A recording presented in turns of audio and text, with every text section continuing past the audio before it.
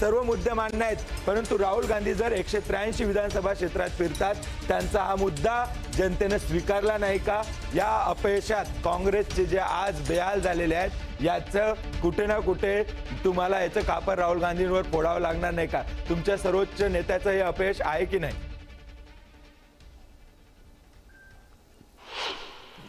या संदर्भात पूर्ण बिहारचे जे आलेले निकाल आहेत हे आमच्या पक्षाच्या दृष्टिकोनातून आश्चर्यकारक आणि एकंदरीत हे जे आहेत ते फारच आमची पिछाड झाल्याचे या सर्वांना दिसून येते।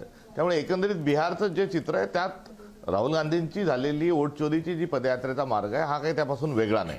आणि राहिला कालच पत्रकारांशी चर्चा करत असताना राहुल गांधी ज्या ज्या ठिकाणाहून गेले त्या ठिकाणी विशेष जे लक्ष आहे, म्हणजे लक्ष आणि लक्ष्य दोन्ही पण हे जे आहे हे काँग्रेसला त्या ठिकाणी करण्यात आलं होतं।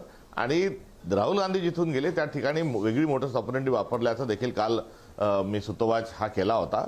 बिहारचं एकंदरीत चित्र जे आहे आता विश्लेषणाचे वेगवेगळे आहेत की राहुल गांधी गेले तिथे, सभा झाल्या तिथे, या सगळ्यांचे विश्लेषण होत राहतील आणि ते होणं स्वागतार्ह आहे। हर्षवर्धनजी आमचा सेनापती आम्ही त्यांच्या नेतृत्वात लढतोय नाही येतोय मी जिथे आमचा त्यांचा सेनापती जो आहे हा आज एकाकी झुंजही भारतामध्ये देत असताना त्यांची जी झुंज आहे त्या झुंजीतले आम्ही सहकारी आणि त्यांच्या सगळ्या संघर्षाला झुंजीला आम्ही सलाम करतो आणि अप्रिशिएट करतो। सेनापती बदलायची वेळ आली आहे का हर्षवर्धनजी?